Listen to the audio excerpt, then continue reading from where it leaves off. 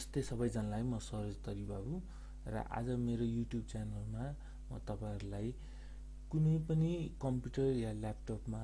तपाईले पेन ड्राइभबाट चाहिँ operating system install गर्नु छ भने चाहिँ अपरेटिङ सिस्टम भएको बुटेबल पेन ड्राइभ कसरी बनाउनु त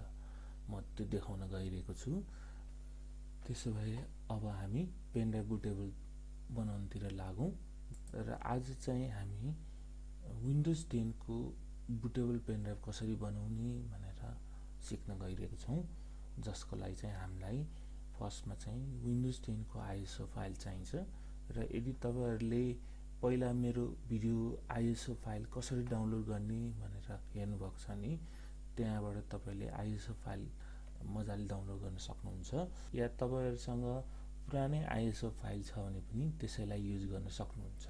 सेकेन्डमा हामीलाई एउटा पेन ड्राइभ चाहिन्छ जुनमा आफ्नो फाइलहरु नहोस्। यदि तपाईको पेन ड्राइभमा चाहिँ प्राइभेट फाइलहरु छ या आफ्नो फाइलहरु छ भने त्यसलाई एक ठाउँमा चाहिँ कम्प्युटरमा राखेर त्यसलाई फर्मेट गरेर तपाईले युज गर्दा राम्रो हुन्छ र पेन ड्राइभ चाहिँ जहिले पनि तपाईले इन्स्टल गर्न लाग्नु भएको ओएस को भन्दा ठूलो साइजको पेन ड्राइभ हुनुपर्छ र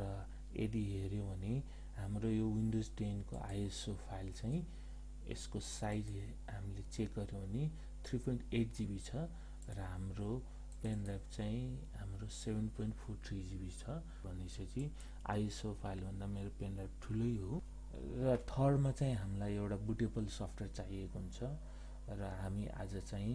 रुफस भन्ने सफ्टवेयर युज गर्न गइरहेको छौं र रुफसलाई चाहिँ तपाईले रुफस को वेबसाइटमा जसमा चाहिँ https://rufus.ie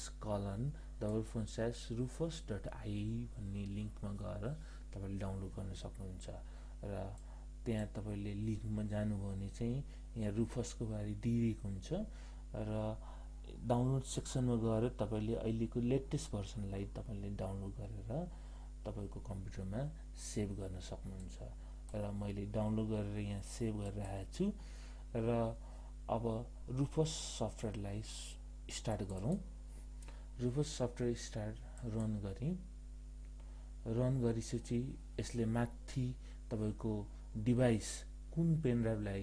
चाहिँ तपाईले बुटेबल बनाउन चाहनुहुन्छ तपाईले सिलेक्ट गर्नु भनेर त्यहाँ अप्सन दिएको हुन्छ। तपाईसँग एउटा भन्दा बढी पेन ड्राइभ छ भने चाहिँ कुन पेन ड्राइभलाई बनाउने हो तपाईले यहाँ अप्सन सिलेक्ट गर्न सक्नुहुन्छ र सेकेन्डमा चाहिँ तपाईले पेन ड्राइभलाई बुटेबल बनाउनको लागि चाहिँ आइएसओ इमेजलाई चाहिँ सिलेक्ट गर्नु भनेर देखाइरहेको हुन्छ जसमा हामीले सिलेक्ट क्लिक गरेर हाम्रो डेस्कटपमा भएको आइएसओ इमेजलाई चाहिँ हामी सिलेक्ट गर्नेछौं र आइएसओ सिलेक्ट गरिसकेपछि चाहिँ अरु अप्सनहरुलाई तपाईले डिफल्टमै राख्न सक्नुहुन्छ र चाहियो भने तपाईले फाइल सिस्टमलाई चाहिँ FAT32 नराखिकन NTFS पनि तपाईले चुज गर्न सक्नुहुन्छ र हाम्रो स्ट्याटसमा रेडी छ र हामी यसलाई सुरु गरौं र यसले एउटा वार्निङ दिएको छ जसमा चाहिँ के लेखेको छ भने तपाईको पेन ड्राइभ भित्रको सबै डाटा चाहिँ डिलिट हुन्छ, तपाई कन्टिन्यु गर्न चाहनुहुन्छ कि चाहनुहुन्न भनेछ र हामीसँग फेस पेन ड्राइभ भएको हुनाले हामी यसलाई कन्टिन्यु गर्दै छौं र हामी ओके क्लिक गर्छौं र ओके क्लिक गरिसकेपछि यसले चाहिँ पेन ड्राइभलाई चाहिँ बुटेबल बनाउन सुरु गर्छ र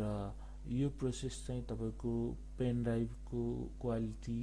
र तपाईको कम्प्युटरको स्पिड अनुसार 5-10 मिनेट लाग्न सक्छ र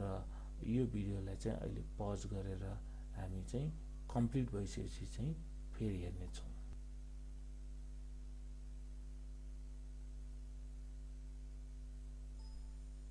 र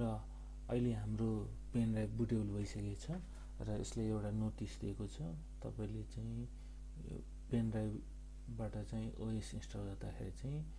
सेक्युर बुट चाहिँ डिसेबल गर्नुपर्छ भन्छ। यसलाई ठिकै छ क्लोज गरी र क्लोज गरी र यसरी मेरो पेन ड्राइभ अहिले अपरेटिङ सिस्टम इन्स्टल गर्नको लागि चाहिँ रेडी भइसकेको छ र हामीले आज रुफस बुटेबल सफ्टवेयर युज गरेर विन्डोज 10 को बुटेबल पेन ड्राइभ बनायौं र आज हामीले ओएस भएको बुटेबल पेन ड्राइभ कसरी बनाउने भनेर हेर्यौं।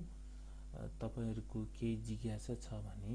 कमेन्ट गर्नु होला, साथै यो भिडियो सहित मेरो च्यानल सरोजतरिबाबुलाई सब्स्क्राइब गर्न नबिर्सनु होला।